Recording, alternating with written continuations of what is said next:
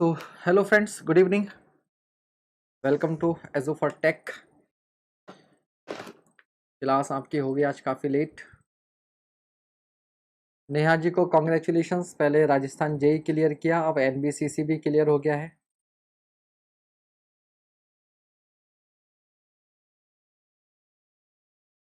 Good evening Brajesh जी।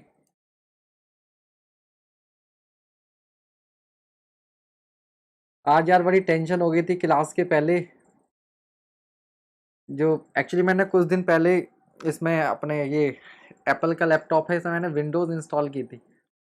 आज पता नहीं क्या हुआ, वो लैपटॉप ऑन ही नहीं हो रहा, विंडोज़ में वो गड़बड़ शो होने लगा। तो क्लास का काफ़ी टाइम जो है वो इसके पहले का टाइम उसमें लग गया।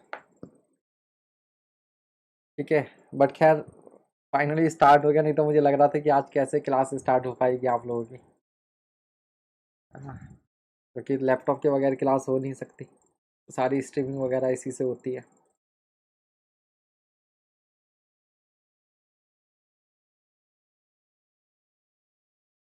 तो स्टार्ट किया जाए बिकॉज ऑलरेडी काफ़ी टाइम लेट हो गया है। तो हम लोग स्टार्ट करते हैं। पहला क्वेश्चन आज हम लोग क्या करेंगे, ब्रिक्स के ही क्वेश्चन है केवल। तो ब्रिक्स के 60-70 जितने भी क्वेश्चन हो पाएंगे आज हम लोग करेंगे।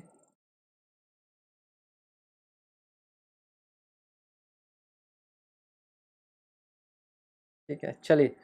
तो efflorescence test is conducted for burned के लिए bricks to find out the. तो एफ्लोरेसेंस आपको मालूम है, जो सॉल्युबल सॉल्ट्स होते हैं, जो वाटर सॉल्युबल सॉल्ट्स होते हैं जनरली सोडियम और पोटेशियम के, ठीक है, उनकी वजह से ब्रिक्स की सरफेस पर वाइट पैचेस एक्सेट्रा पड़ जाते हैं, उनको हम लोग क्या बोलते हैं, एफ्लोरेसेंस बोलते हैं। ठीक है, और ये किसकी वजह से होता है, एल्केलाइन सब्सटेंस की वजह से, क्षारीय पदार्थों की वजह से। ठीक, कुछ क्वेश्चन रिपीटेड मिलेंगे आपको स्टार्टिंग में, कुछ क्वेश्चन रिपीटेड मिलेंगे आपको क्योंकि एक सीक्वेंस में क्वेश्चंस लेकर आए हैं इस वजह से। ठीक है, पहले मिक्स टाइप के क्वेश्चंस थे तो कुछ क्वेश्चंस आपके रिपीटेड होंगे। वॉइस नहीं आ रही क्या? ढंग से कर रहा है, आवाज तो आ रही ना बेटा? ठीक तो है वॉइस, क्या दिक्कत है? Which component has highest percentage in good brick earth? तो आपको मालूम है गुड ब्रिक अर्थ में सबसे ज्यादा क्या होता है, सिलिका होती है, कितनी, 50 से 60%। उसके बाद में आपका क्या होता है, एल्यूमिना होता है 20 से 30%। देन आपका लाइम, है ना। ट्रिक आप लोगों ने बना रखी है पहले से, सलीम चिश्ती। ठीक है, तो silica lime, silica alumina lime.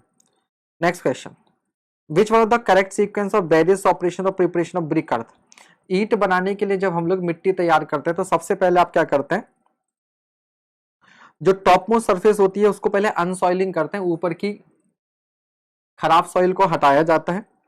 उसके बाद में क्या करेंगे, आप डिगिंग करेंगे।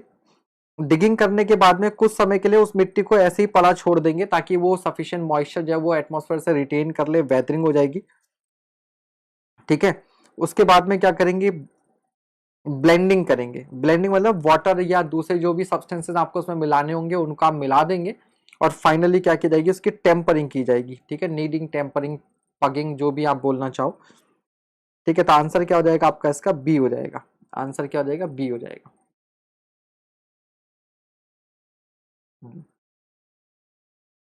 टेम्परिंग लास्ट स्टेप है, उसी से हो जाएगा, बिल्कुल, बहुत बढ़िया observation. Now excess of alumina in the clay, अगर किले ज्यादा होगी, ये बेसिकली अगर एल्यूमिना ज्यादा होगा तो क्या होगा, तो एल्यूमिना वैसे तो क्या है, प्लास्टिसिटी प्रोवाइड करता है, बट बहुत ज्यादा अगर एल्यूमिना होगा तो क्या होगा, ये सूखने पर वार्पिंग होने लगती है। ठीक है, वेरपेज आ जाती है।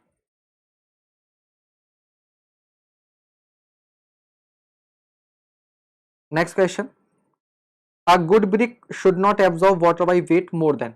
ठीक है, एक अच्छी ईट को बाई वेट कितने परसेंट से ज्यादा वाटर एब्जॉर्ब नहीं करना चाहिए, आप देख रहे हो, 20% से ज्यादा वाटर एब्जॉर्ब नहीं करना चाहिए।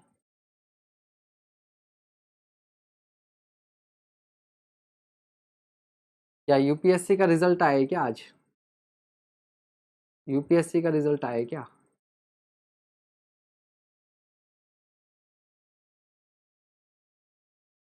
Next question, the range of alumina present in good brick earth by weight is, ठीक है।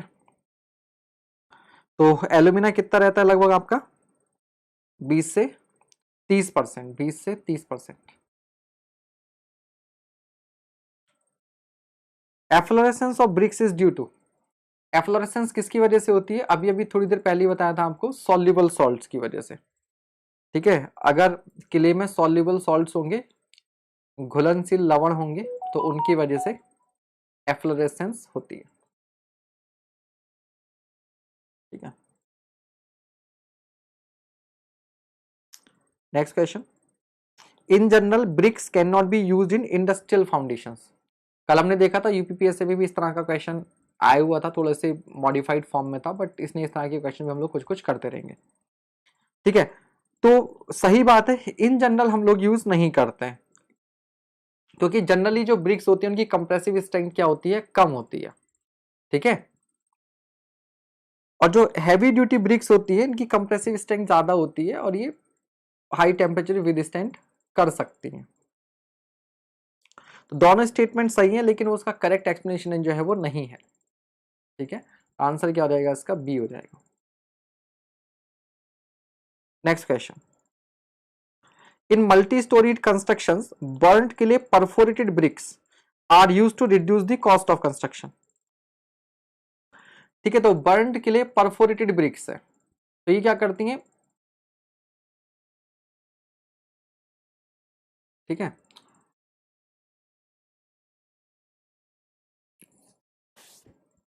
इनके अंदर क्या होगा, खाली स्पेस होगा जिनके अंदर एयर की वजह से ये क्या करेंगे आपको, देखो सेकंड स्टेटमेंट अपने आप में सही बता रहा है, या तो दोनों सही होंगे या फिर दोनों गलत होंगे। अब ईएसई के क्वेश्चन में दोनों गलत का ऑप्शन होता नहीं है, तो यहां पर क्या लिख रखा है, perforated bricks are economical and they also provide thermal insulation. तो अगर ये इकोनॉमिकल है तो they will reduce the cost of construction, they will reduce the cost of construction. तो आंसर क्या हो जाएगा, ए हो जाएगा।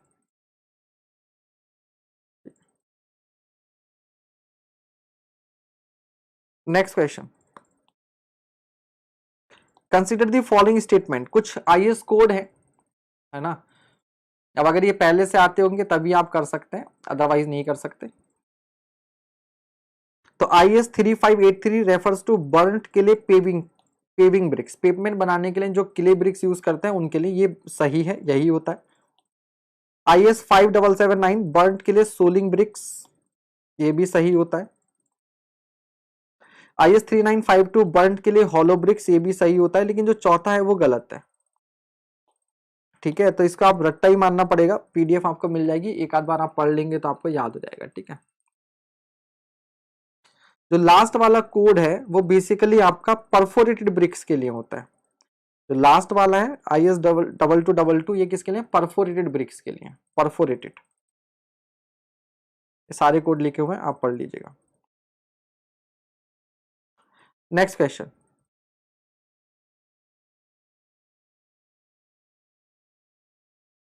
Consider the following statements regarding refractory bricks. तो रिफ्रैक्टिव ब्रिक्स आपको मालूम है क्या होती हैं, दे विथस्टैंड हाई टेम्परेचर, ठीक है।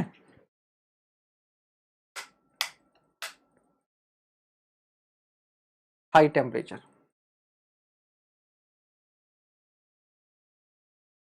दिव्यांशु शंकर, सोलिंग, आपके जूते में सोल कहां पर होती है, नीचे या ऊपर, जूते में सोल कहां पर होती है, तो वही फर्क है, pavement top layer, soling bottom, ठीक है।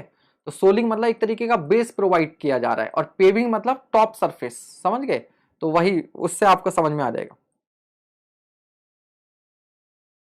तो the furnace is fired at temperature more than 1700 degree Celsius, ये बिल्कुल सही होता है। और इसका जो वाटर कंटेंट है, it should not exceed 10%, more than 10%। तो यहां पर इस क्वेश्चन से आपको एक एक्स्ट्रा पॉइंट मिल रहा है, कभी नेक्स्ट टाइम आ जाए तो, ठीक है। तो 10% से ज्यादा वाटर एब्जॉर्ब नहीं होना चाहिए रिफ्रैक्टिव ब्रिक्स में, बाकी दोनों गलत है, ठीक है। क्रोम ब्रिक्स जो होती है वो न्यूट्रल ब्रिक्स होती है, ना कि बेसिक ब्रिक्स, क्रोम ब्रिक्स, यहां से एक चीज और आपको सीखने को मिलेगी कि जो क्रोम ब्रिक्स होती है वो न्यूट्रल ब्रिक्स होती हैं। So fire clays are capable of resisting very high temperature up to 1700 degrees Celsius without limiting or softening and resist spalling। Silica content थोड़ा सा इसमें गलत दिया हुआ है, 95% नहीं, इसमें आपका 18 to 25% जो होता है वो एल्यूमिना होता है, और सिलिका जो होता है वो 72 से 80% तक सिलिका होता है। ठीक है। वाटर एब्जॉर्प्शन जनरली 4 से 10%, और क्रोम ब्रिक्स जो है वो आपकी न्यूट्रल ब्रिक्स है।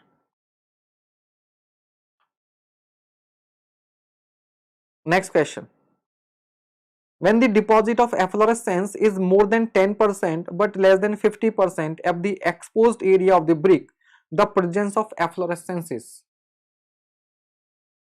the presence of efflorescence is, तो कितना एरिया पर पैचेस पड़े हुए हैं उसके बेसिस पर हम लोग नील, स्लाइट, मॉडरेट, हैवी, सीरियस इस तरह की एफ्लोरेसेंस की रेटिंग्स देते हैं। अमित शाह जी, न्यूट्रल मतलब बेसिक क्या होता है? जो एसिड से रिएक्ट करता है। एसिड क्या होता है? जो बेस से रिएक्ट करता है। न्यूट्रल मतलब जो ना एसिड से रिएक्ट करता है ना बेस से रिएक्ट करता है। जो न्यूट्रल है वो न्यूट्रल है कि नहीं? तो केमिकल टर्म्स में, क्योंकि बहुत सी जगह ब्रिक्स हमें ऐसी जगह पर भी लगानी पड़ती है, केमिकल फैक्ट्रीज हैं, है ना, केमिकल लैब्स हैं, तो वहां की ब्रिक्स जो है वो केमिकली रिएक्टिव नहीं होनी चाहिए, क्योंकि एसिड बेस की जहां पर रिएक्शन होती है वहां पे सॉल्ट फॉर्म होते हैं और सॉल्ट ब्रिटल होते हैं। ठीक है, तो इसका आंसर होगा आपका क्या? 10 से 50%, 10 से ज्यादा है 50 से कम है तो मॉडरेट होगा। ठीक है, क्या होगा? मॉडरेट होगा। तो नील, deposit of efflorescence is imperceptible, देखने में मालूम नहीं चलेगा, तो नील हो जाएगा आपका। स्लाइड में क्या होगा? सॉल्ट की जो परसेंटेज है वो लेस देन 10% है बाई एरिया। देन मॉडरेट में आपका 10 to 50% है, but not showing powdering and flaking of surface. जो सरफेस है वहां पे पाउडर फॉर्म नहीं होगा, और फ्लेकिंग मतलब सरफेस उस तरह से डिसइंटीग्रेट नहीं होगी। हैवी में क्या हो जाएगा? Deposit of salt more than 50% of exposed area but not showing powdering and flaking of surface. Serious problem कब होती है? Heavy deposit of salt showing powdering and flaking of surface.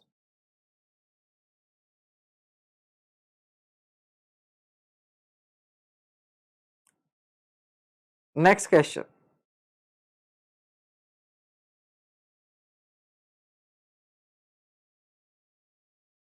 efflorescence test is conducted for burnt clay bricks to find out, again repeated question, presence of alkaline substance, alkaline substance, repeated question हो गया। next question, the compressive strength of heavy duty brick should be more than,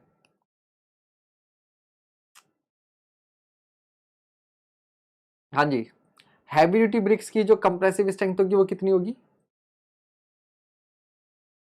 thank you सूरज भान जी। तो heavy duty के लिए 40 Newton per mm square से ज्यादा होनी चाहिए, इससे कम होती तो कॉमन बर्न के लिए हो जाती है। ठीक है, दो क्लास होती है इसमें, 400 and 450, 400 kilogram force per centimeter square and 450 newton per mm square में करेंगे तो 40 एंड 45।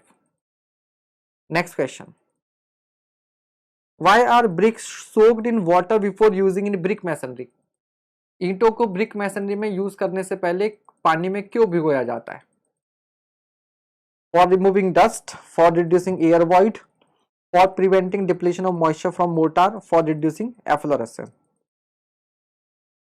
ठीक है, तो कहीं ना कहीं थोड़े बहुत तो ये चारों ही ऑप्शन सही है, बट जो मोस्ट इंपॉर्टेंट है वो ये, for preventing depletion of moisture from mortar. अगर ईंट सूखी होगी, प्यासी होगी तो मोर्टार में से पानी खींच लेगी, तो मोर्टार में जो हाइड्रेशन होना है सीमेंट का उसके लिए वाटर कम पड़ जाएगा।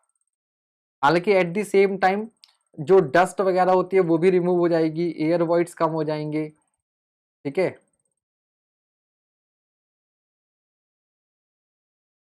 ठीक, एफ्लोरेसेंस में भी अगर कोई सॉल्ट वगैरह होंगे तो घुलकर बाहर निकल जाएंगे क्योंकि वाटर सॉल्युबल होंगे, है ना, तो बाकी सब में भी थोड़ा थोड़ा चल जाएगा, बट मेन है। Next question,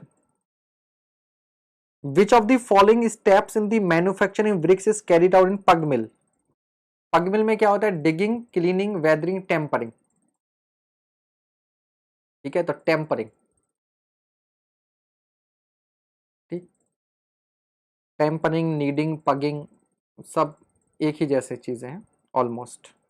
next question, the main function of alumina in brick earth is to. Alumina का मेन फंक्शन क्या होता है?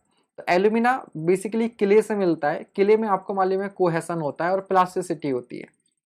ठीक है, अगर केवल सिलिका होगा या सैंड होगी तो उसको हम डिजायर्ड शेप में नहीं ढाल पाओगे। तो किले जो है वो, या एल्यूमिना जो एक तरह का ग्लू का काम करता है, ये आपको क्या, इसको क्या करेगा? प्लास्टिसिटी प्रोवाइड करेगा, और उस प्लास्टिसिटी की वजह से आप ब्रिक को या ब्रिक अर्थ को एक सर्टेन शेप जो है वो दे पाओगे।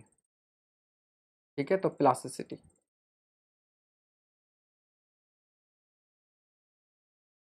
Next question, efflorescence test is अबे कितनी बार आएगा भाई?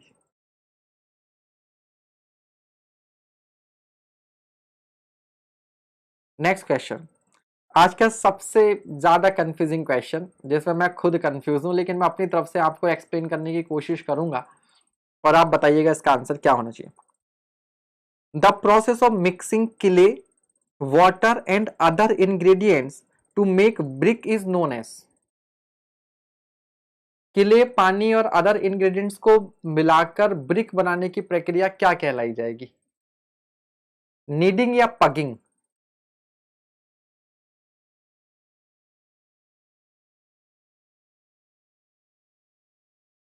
ठीक है, बुक में भी आंसर जो है उसका नीडिंग ही दिया हुआ है, बट मेरे थोड़ा सा मेरा सुन लीजिएगा। मुझे लग रहा है कि हो सकता है मैंने खुद भी पहले नीडिंग ही बताया हो सकता है मैंने खुद भी पहले नीडिंग ही बताया हो, बट पहले जरा थोड़ा सा ये पढ़ लेते हैं। Tempering, water in required quantity is added to clay and the whole mass is kneaded or pressed under the feet of man or cattle. ठीक है, kneaded to obtain a homogeneous mass having uniform character. For manufacturing good brick, tempering is done in pug mills and operation is called pugging.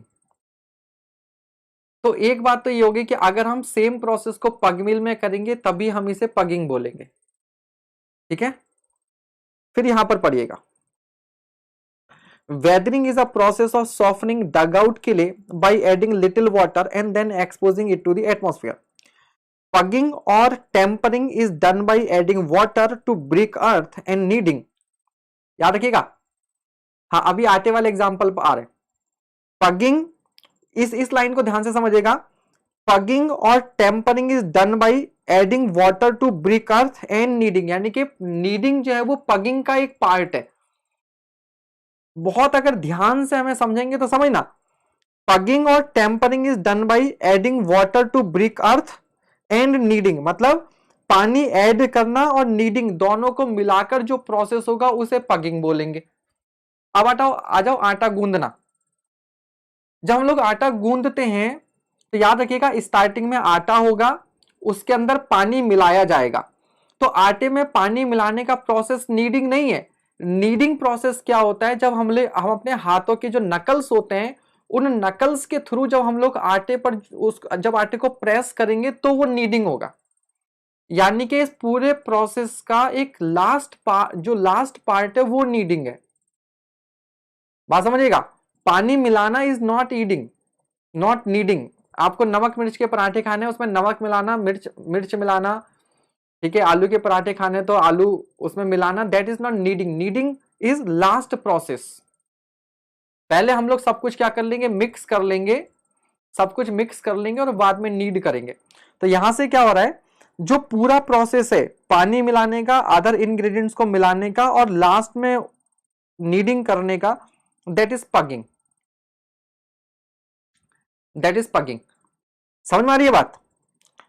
तो यहां पर क्या कह रहा है कि mixing clay, water and other ingredients, ठीक है, तो इनको मिलाकर बाद में नीडिंग की जाएगी। और आप कहीं भी पढ़ लेना, कहीं पर भी पढ़ लेना, मैंने भी पढ़ा है कि लास्ट स्टेप जो होता है वो नीडिंग होता है। तो kneading is the last step, it is a sub part of pugging, it is a sub part of पगिंग। ठीक है, अब आप बताओ आपको क्या कहना है, क्या मेरी बात समझ में आ रही है? जब हम आटे में नमक, पानी, अदर इंग्रेडिएंट्स मिलाएंगे तो वो नीडिंग नहीं होगा। नीडिंग क्या है? लास्ट पार्ट, जब हम लोग अपने हाथों के नकल से जब प्रेशर लगाते हैं, only that part is kneading, only that part is kneading, otherwise this process is pugging. और पगिंग करने के लिए ही पग मिल बोला जाता है। तो पग मिल का नाम जो पग मिल पड़ा होगा, पग मिल का नाम जो पग मिल पड़ा होगा वो इसी वजह से पड़ा होगा। Pugging is not a part of kneading, kneading is a part of पगिंग।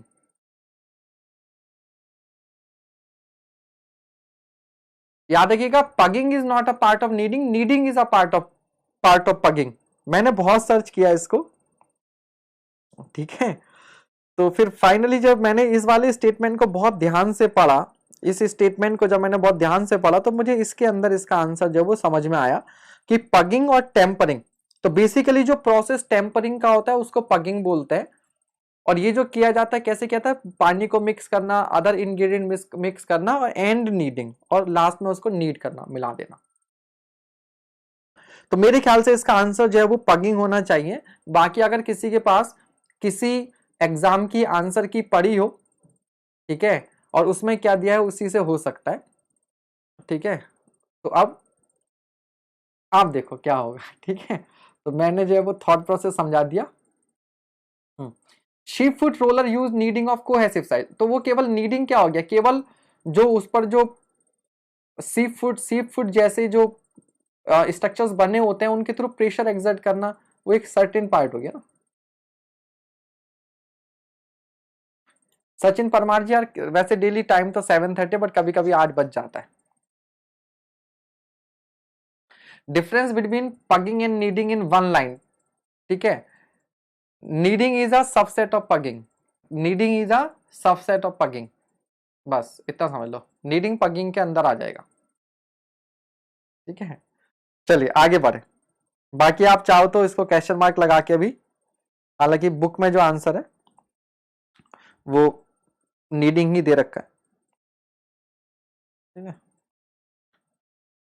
But kneading is the last step, but kneading is the last step. In fact मैंने, एक सेकेंड, अब मैं सही बताऊं तो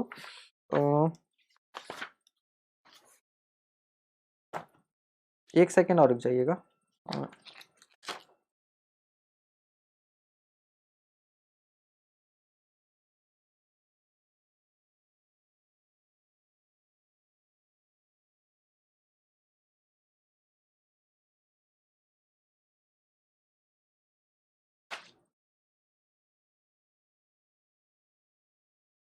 कहीं पर लिखा हुआ भी था ये। चलो खैर आगे बढ़ते हैं, कभी और भी डिस्कस कर लेंगे। अगर आपको कुछ अच्छा उसका मिले कुछ एक्सप्लेनेशन, तो आप मुझे टेलीग्राम व्हाट्सएप कर सकते हैं। फिलहाल हम लोग आगे बढ़ते, नहीं तो इसी में सारा टाइम लग जाएगा। Which component has highest percentage in good brick earth, तो कहने की जरूरत नहीं, आपको मालूम है सिलिका, ठीक है। तो सिलिका 50 से 60%, एल्यूमिना 20 से 30%, लाइम 5% से ज्यादा नहीं होनी चाहिए, फेरिक ऑक्साइड 5 से 6%, मैग्नीशिया 1% से कम। और इन तीनों की quantity, lime, ferric oxide, magnesia मिलाकर लेस देन 20% बन होना चाहिए। बाकी कुछ कुछ और चीजें स्मॉल परसेंटेज। नेक्स्ट क्वेश्चन, मेरे ख्याल से ये हो गया, ऑलरेडी रिपीटेड क्वेश्चन है। हाँ जी, झमाझम ब्रिक्स, झमाझम झमाझम ब्रिक्स, बारिश हो रही है यहाँ पे, झमाझम आ रहा है। आज तो बारिश ने इतना ज्यादा यहाँ पे, वेदर कुछ अलग ही रहा है, मतलब एकदम बहुत तेज धूप, फिर अचानक सडनली बहुत तेज बारिश, फिर थोड़ी धूप, फिर सडनली बारिश। जामा ब्रिंग्स क्या होती है? Over burnt with irregular shape, बहुत ज्यादा ईंटें जो पक जाती हैं और इरेगुलर शेप होती है, वो जामा ब्रिक्स होती हैं। Frog is defined as a, frog मेढक क्या होता है? Depression on the top face of brick, top post course of plinth, brick whose one end is cut, splayed और मीटर्ड फॉर द फुल। मानना पड़ेगा इस एग्जामिनर को, सी ऑप्शन तो बड़ा खतरनाक बना है। Brick use for the corner, answer क्या रहेगा? Depression on the top face of a brick, ठीक है।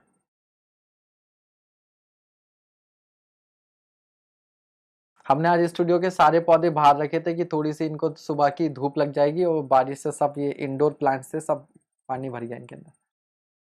The good clay for making bricks is, हाँ जी, good clay for making brick is, तो क्या होती है वेदर्ड क्ले। वेदर्ड क्ले क्या होती है, मिट्टी को डग आउट करके थोड़े समय के लिए छोड़ दिया जाता है। कौन सी प्रॉपर्टी पढ़ी थी हमने, थिक्सोट्रॉपी, सॉइल में।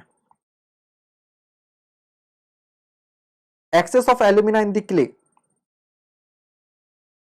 अगर क्ले में एल्यूमिना बहुत ज्यादा होगा तो क्या होगा, makes the brick brittle and weak, makes the brick crack and warp and drying. तो आंसर क्या रहेगा, बी। ठीक है, ज्यादा क्ले होने से, ज्यादा एल्यूमिना होने से वार्पिंग होने लगती है। ठीक है,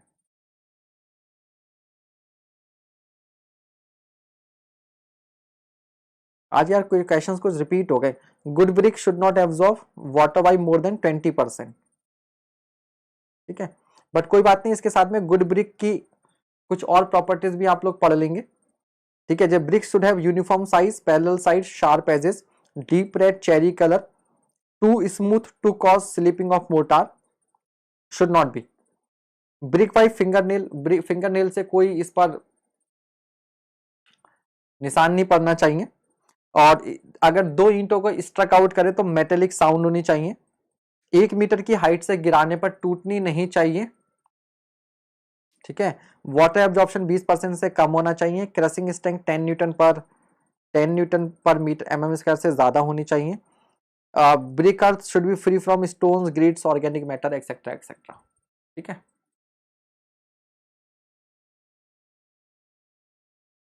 तो सब फर्स्ट क्लास ब्रिक की प्रॉपर्टीज पढ़ लेंगे आप। ठीक है, next question, the range of alumina present in good brick earth 20 से 30%। नेक्स्ट क्वेश्चन,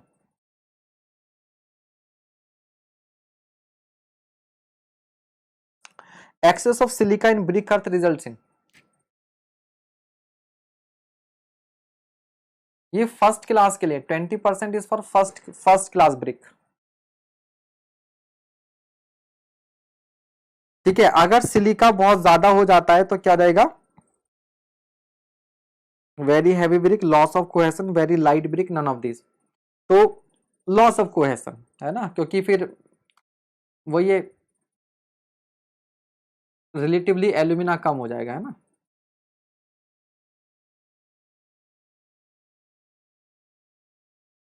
तो सिलिका वैसे 50 से 60% होता है, लेकिन अगर इफेक्ट इन एक्सेस बहुत ज्यादा हो जाएगा तो ब्रिटल एंड वीक बनेंगी ब्रिक सिलिका की वजह से। एल्यूमिना 20 से 30% होता है, लेकिन अगर एक्सेस होगा तो cracks and bricks on drying and becomes too hard when burned, and साथ में वार्पिंग भी। लाइम 5% से कम होना चाहिए, लेकिन अगर इससे ज्यादा होता है तो ये क्या करता है, इसमें लंप्स फॉर्म कर जाते हैं, चूने की डली बन जाएंगी और इसकी वजह से शेप खराब हो जाती है एंड ब्रिक का डिसइंटीग्रेशन होने लगता है।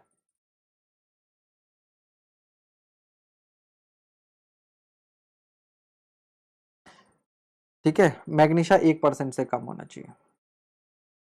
Next question, which of the following constituent when present in excess quantity changes the colour of the brick from red to yellow.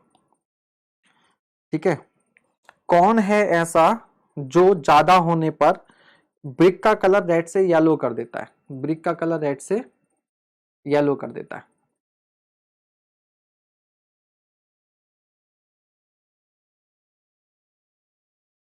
ठीक, तो कौन हो जाएगा, लाइमस्टोन। कौन हो जाएगा, लाइमस्टोन। आज कुछ अखबार में आया है कि टीचिंग जो बढ़ती थी उसमें एक क्वेश्चन का आंसर जो है वो गलत दिया था आयोग ने, तो कोर्ट ने बोला है कि सबको नंबर देना। हालांकि उन्होंने 6 क्वेश्चंस को चैलेंज किया था, 6 में से 5 क्वेश्चंस के आंसर सही थे, एक गलत था। तो उन्होंने बोला है कि इस क्वेश्चन का मार्क्स दिए जाए। ठीक है, बट एक गलती की है कोर्ट ने डिसीजन में कि जिन्होंने केस किया केवल उन्हीं को है। ठीक है, तो अब हर कोई तो कोर्ट कचहरी के चक्कर लगा नहीं सकता ना, तो ये तो नहीं हो सकता कि जो कोर्ट जाएगा उसे न्याय मिलेगा और जो कोर्ट नहीं जा सकता किसी वजह से तो उसे न्याय नहीं मिलेगा, है ना। तो अगर वो गलत है तो सबको 1 नंबर देना चाहिए उसका। चलिए, तो यहां पर हम लोग पढ़ते हैं लाइम के बारे में। Lime if in excess colour of brick becomes yellow from red.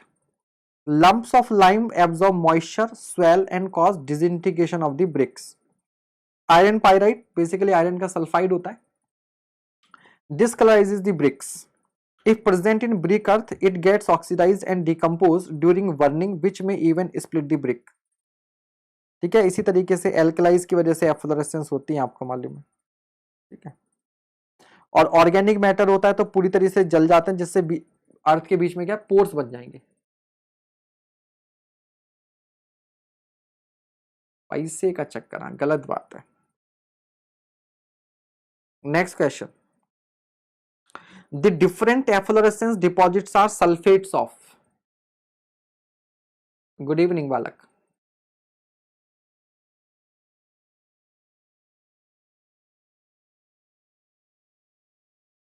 हाँ जी,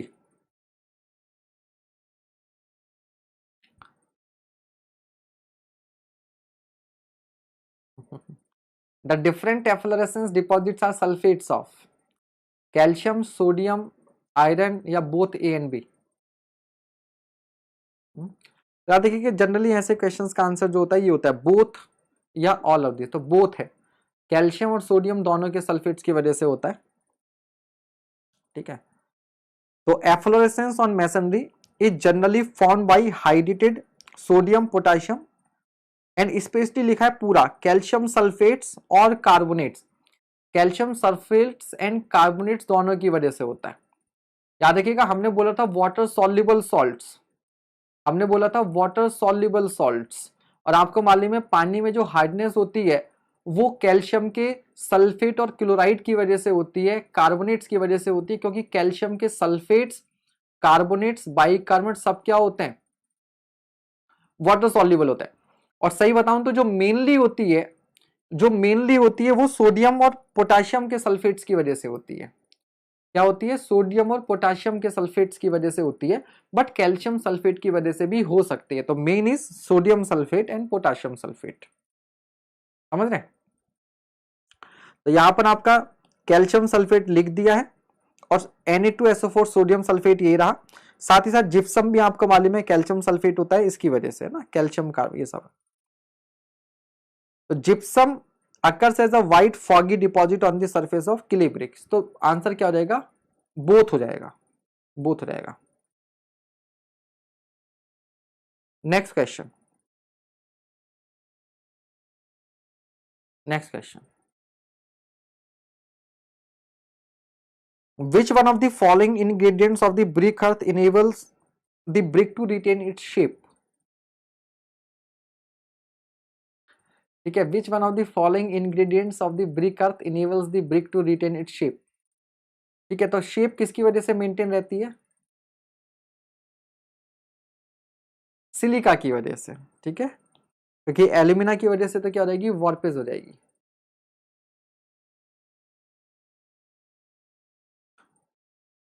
ठीक है, तो सिलिका 50 to 60% होना चाहिए, up to certain proportion. The more silica there is better the shape, more silica there is better the shape.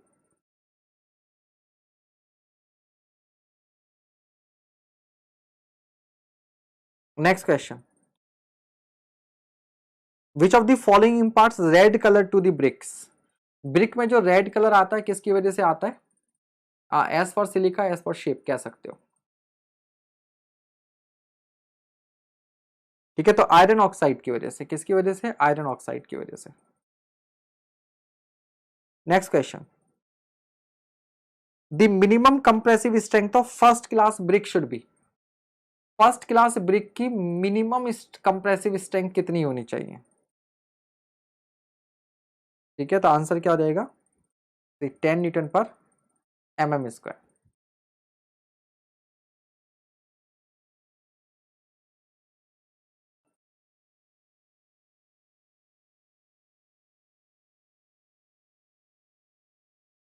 तो first class brick 10.5, water absorption 20%, second class brick 7, water absorption 22%, third class brick 3.5 23%, common building bricks 3.5 25%। Next question, refractive bricks resist, refractive bricks resist, तो क्या, starting में हमने question discuss किया था high temperature, high temperature. For 1 cubic meter of brick masonry the number of modular bricks needed is, हाँ जी, 1 cubic metre brick masonry तैयार करने के लिए कितनी ईंटें चाहिए होती हैं?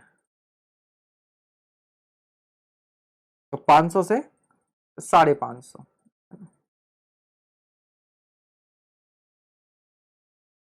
Next question, lime is mixed with brick earth to, brick earth में लाइम क्यों मिलाया जाता है? To impart plasticity, increase durability, prevent shrinkage, increase permeability.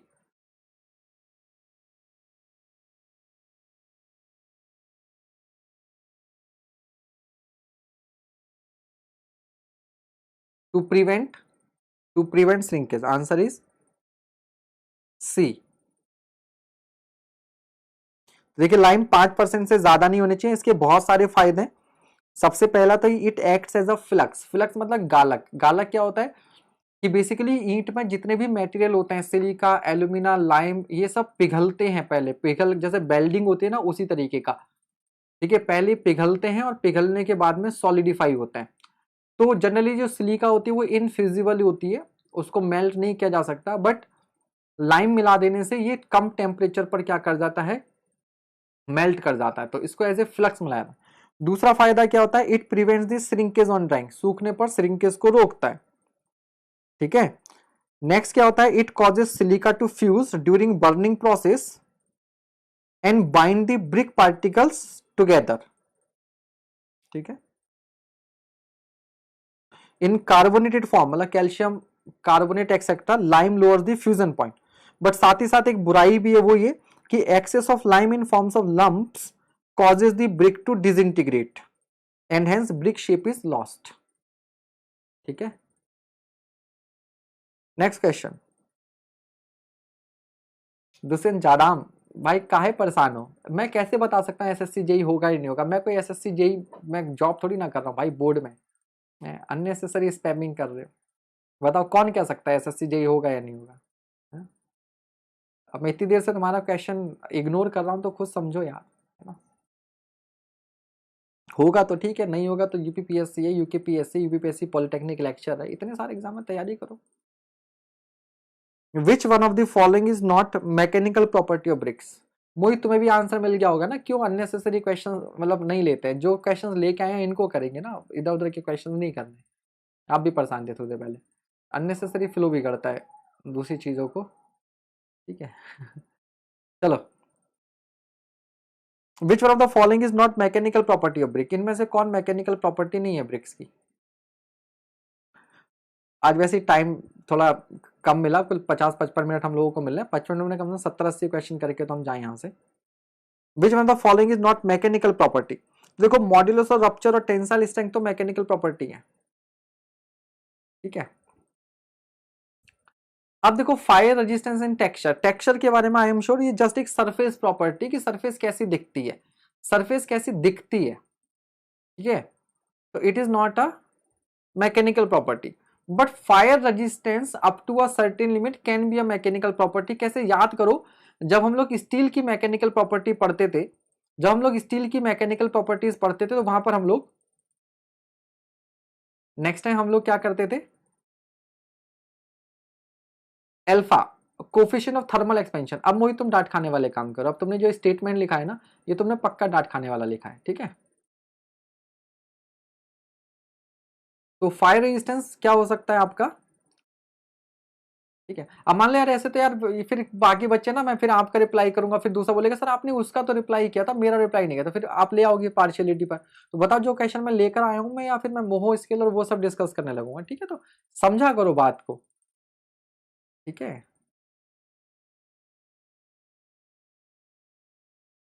ठीक है भैया।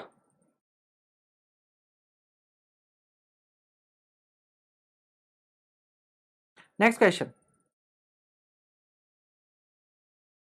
a good brick earth can be rolled without breaking in small thread of diameter।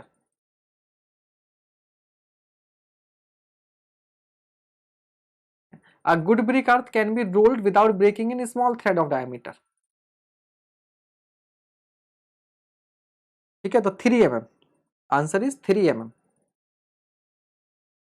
ठीक है, तो टेम्परिंग में जब हम लोग करते हैं तो tempering of clay is done such that brick earth can be rolled without breaking in small threads of 3 mm diameter. ठीक है, लिक्विड लिमिट का टेस्ट भी हम लोग, नहीं, किसका, प्लास्टिक लिमिट का टेस्ट करते थे सॉइल में। Next question, the most important purpose of frog in a brick is to.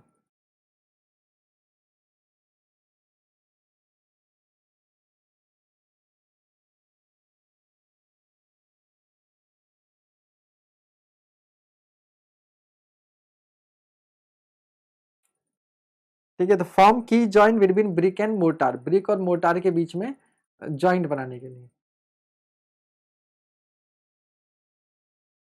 The compressive strength of heavy duty brick should be more than. ठीक है, हैवी ड्यूटी ब्रिक्स की compressive strength कितनी होनी चाहिए? ठीक है, तो बताया जा चुका है 40 Newton per mm square.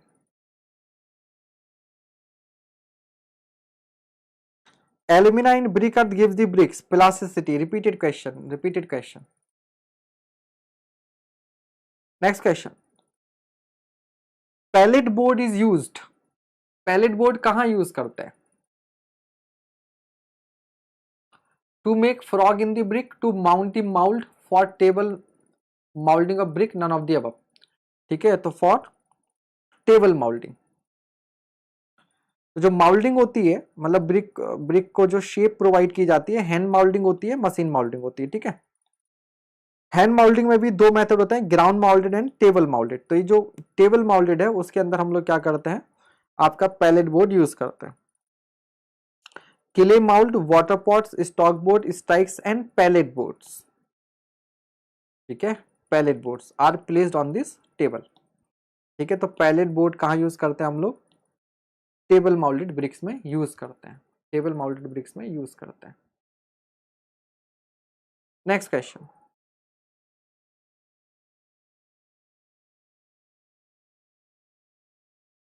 as per Indian Standard Code 1077, the burnt clay building bricks having compressive strength less than इतना newton per mm square are known as common burnt clay BRICS.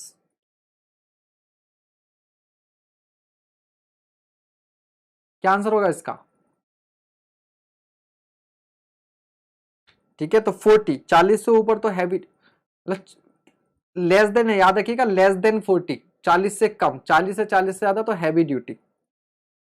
बेटा वो 3.5 तो मिनिमम है, minimum उससे कम रखोगे तो ईंट की जगह तो फिर समझ रहे हो, खाली मिट्टी रख दो ऐसे ही फिर तो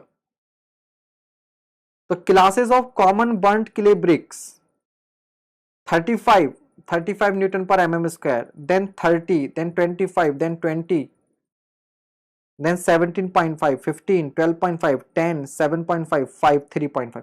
तो कॉमन बर्न्ट क्ले में जो मिनिमम स्ट्रेंथ है वो कितनी है? 3.5, और मैक्सिमम कितनी है? 30, इसके बीच की range.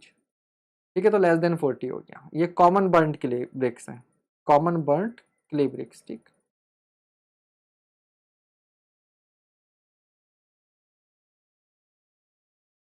Next question, consider the following stages in the manufacturing of BRICS. ठीक है, ब्रिक मैन्युफैक्चरिंग ब्रिक्स में कॉमन स्टेज, सबसे पहले क्या करेंगे? वेदरिंग, वेदरिंग के बाद में क्या करेंगे? टेम्परिंग, टेम्परिंग के लास्ट में क्या कर देंगे? माउल्डिंग। तो 1 3 2, आंसर क्या हो जाएगा? ए। 1 2 3 या 1 3 2? पहले वेदरिंग करेंगे, वेदरिंग की करना, टेम्परिंग करेंगे, उसके बाद में माउल्डिंग करेंगे ना। माउल्डिंग पहले थोड़ी ना हो जाएगी, माउल्डिंग एंड में होगी।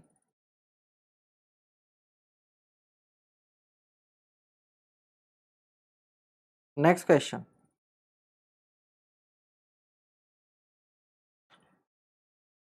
मैच दी फॉलोइंग करना है, silica, alumina, lime and magnesia.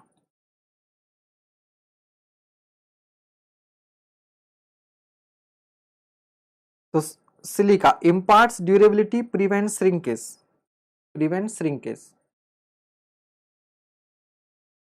तो ए आपका किससे मैच करेगा, 1 से। एल्यूमिना, बी एल्यूमिना क्या करता है, प्लास्टिसिटी प्रोवाइड करता है, plasticity. causes the clay to soften and reduces warping।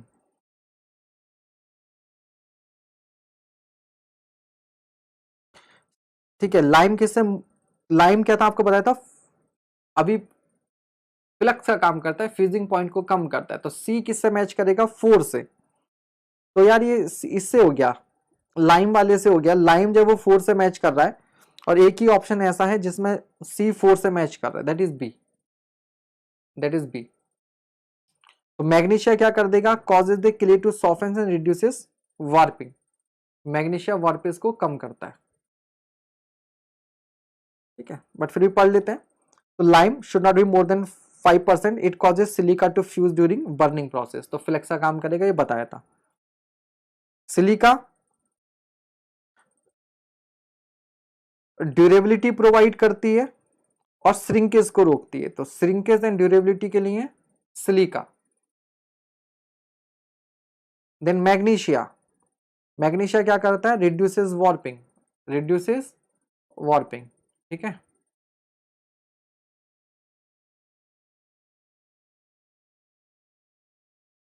Next question, why are bricks soaked in water before using in brick masonry.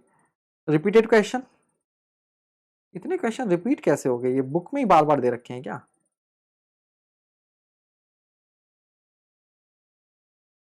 ये भी रिपीटेड क्वेश्चन हो गया, टेम्परिंग।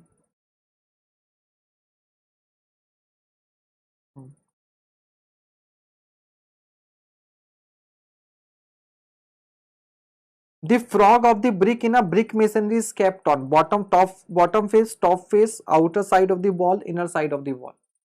तो कहाँ हो जाएगा, टॉप फेस, टॉप फेस।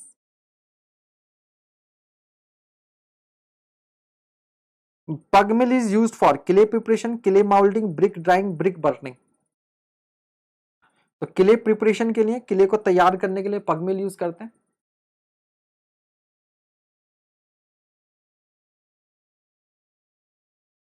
सो पग मिल इज यूज, ये जल निगम में भी आया था, एई में, ठीक है।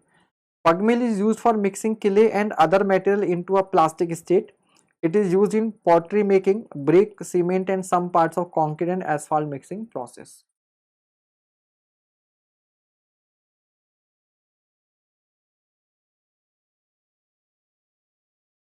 चार piece V notch test is done on a building material to determine। V notch test जो होता है वो इम्पैक्ट टेस्ट होता है, और आपको मालूम है इम्पैक्ट टेस्ट सीधे सीधे किससे रिलेटेड होता है, ब्रिटलनेस से, ब्रिटलनेस से।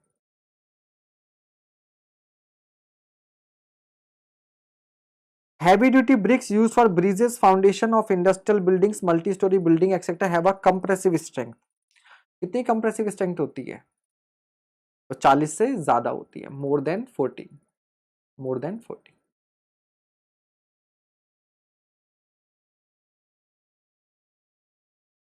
नेक्स्ट क्वेश्चन,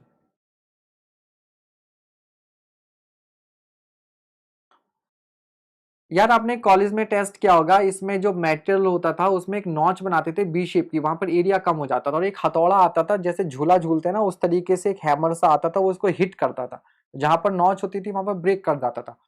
तो वो कितनी हाइट से नीचे आ रहा है उससे हमें एनर्जी मिल जाती थी कि इसने कितनी एनर्जी एब्जॉर्व की, ठीक है। आइजोट टेस्ट एंड ये वी नॉच टेस्ट दोनों सेम टाइप के थे, ठीक है। बाकी प्रोसेस के लिए यूट्यूब पर वीडियो देख लेना। Tolerance limits for dimensions of bricks in length, width and height respectively for a sample of 20 bricks taken together as per IS code is। तो कितना होता है, लेंथ में 80 mm, विड्थ में 40 mm और हाइट में भी 40 mm, 80 40 40, 80 40 40। तो टॉलरेंसेस, लेंथ विड्थ हाइट, तो 20 सीटें हैं, नॉमिनल साइज 19 लेते हैं, तो 19 गुणा 20 कर दे 380 हो जाएगा। तो 380 में प्लस माइनस 80, 180 में प्लस माइनस 40 और 180 में अगेन प्लस माइनस 40, तो 80 40 40, ठीक है, मॉड्यूलर साइज ब्रिक्स में, ठीक है। और ये नॉन मॉड्यूलर में 80-70-40, नॉन मॉड्यूलर में 80-70-40।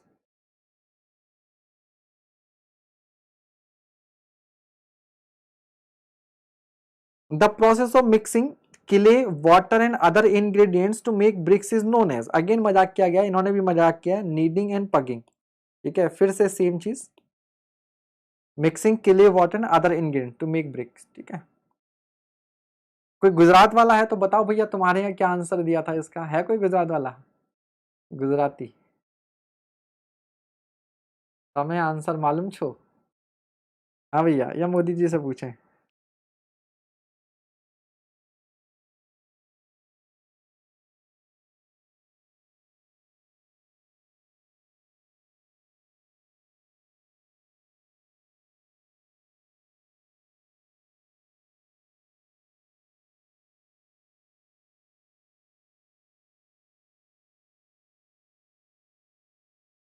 हाँ जी, next question, what is the nominal size of standard brick?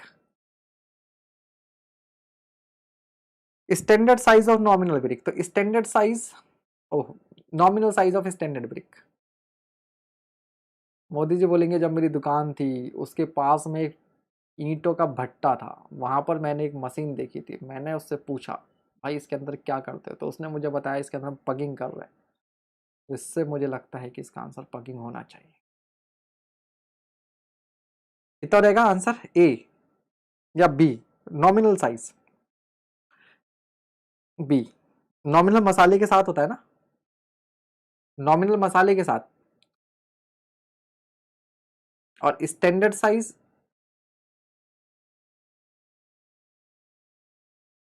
Actual size 19 × 9 × 9। Patel साहब फिर बताओ, आंसर बताओ यार। ठीक है, तो मोटार के साथ आपका नॉमिनल साइज तो 20 × 10 × 10। जब हम लोग पहले, जब मैंने 2013-14 में ये जब डिप्लोमा कॉलेज में पढ़ाना स्टार्ट किया था, तो सबसे ज्यादा बच्चों को वाइवा में परेशान करने वाला क्वेश्चन यही था। ठीक है, यही नहीं बता पाते थे। ठीक है, चलिए अगला सवाल, a good brick are should contain iron oxide in the range of. ठीक है, तो 5 से 6% होता है, तो हम 5 से 7% का बुरा नहीं मानेंगे। ठीक है, नहीं वो कह रहा है यार कि भाई अब मैं हूँ गुजरात से तो मानना पड़ेगा ना। आयरन ऑक्साइड 5 से 6%।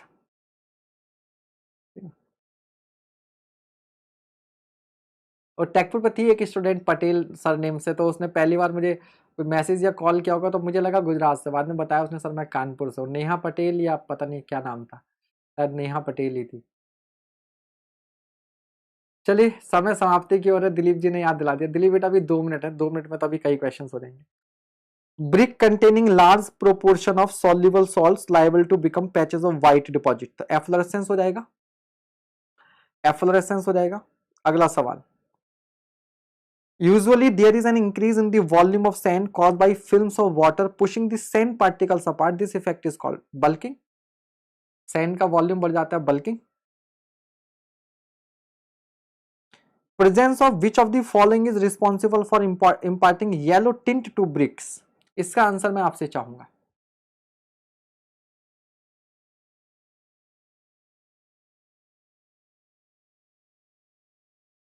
Presence of which of the following is responsible for imparting yellow tint to bricks. बहुत बढ़िया पटेल जी। ठीक है, तो याद रखिएगा लाइम की वजह से भी, एक्सेस लाइम की वजह से भी कलर रेड टू येलो हो जाता है, बट यहाँ पर येलो टिंट की बात हो रही है। टिंट एक अलग चीज है, कलर येलो हो जाना और येलो प्रतीत होना दोनों में फर्क है। ठीक है, तो मैग्नीशिया की वजह से, मैग्नीशिया की वजह से, a small quantity of magnesium in brick earth imparts yellow tint to the bricks and decreases shrinkage and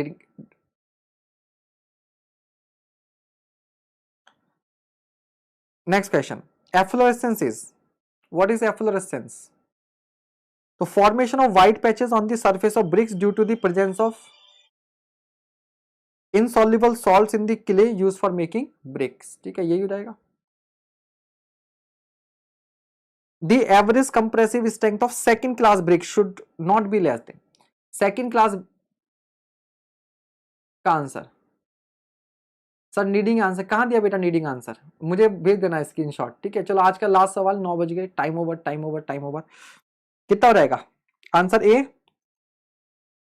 7.5 Newton पर एम स्क्वायर, यानी कि 75 केजी पर सेंटीमीटर स्क्वायर। एक सवाल और कर लें, एक लास्ट क्वेश्चन और कर लें। What are the actual dimensions of a brick using actual dimension, actual dimension 19 गुना 9 गुना 2 9 मसाले के साथ 20 गुना 10 गुना 10, ठीक है। चलिए थैंक यू, आज के लिए इतना ही।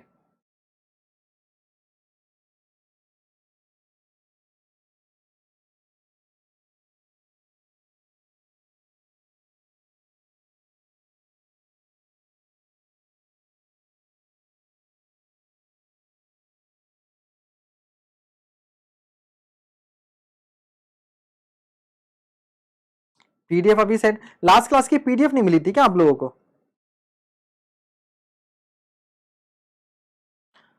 तो अराउंड आज हमने शायद 70 प्लस क्वेश्चंस किए हैं हमने, ठीक है।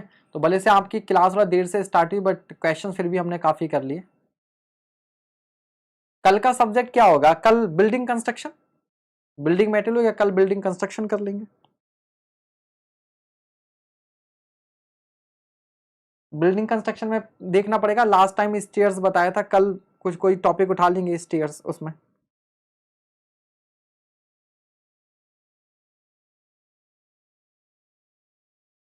ठीक है चलिए थैंक यू।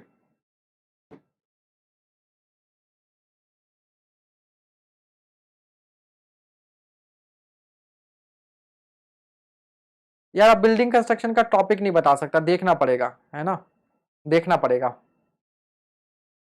पीडीएफ सेंड कर दिए।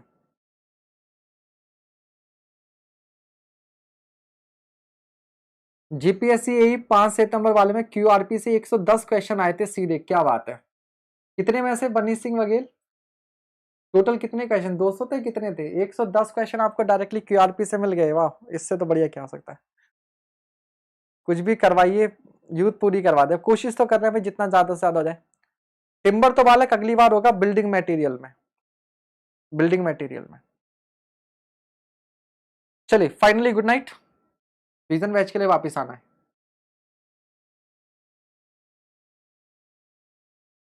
डोर्स विंडोज करवा दिया 200 में से, अब मोर देन 50% बताओ यहीं से आ गया, और क्या चाहिए। 200 में से 110, बहुत बढ़िया। बाकी आगे भी और करवाते जाएंगे और हो जाएंगे।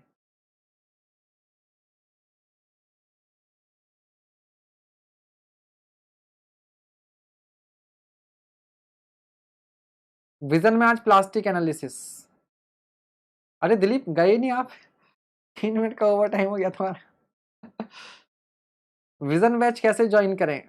बालक डिस्क्रिप्शन में व्हाट्सएप नंबर दिया हुआ है 7409970758, उस नंबर पर आप कांटेक्ट कर सकते हैं विजन बैच के लिए, ठीक है। ब्रिज भी करवाएंगे, एयरपोर्ट भी करवाएंगे, इस बार कुछ नहीं छोड़ेंगे, डोंट वरी, सब करवाएंगे। चलो आप लोग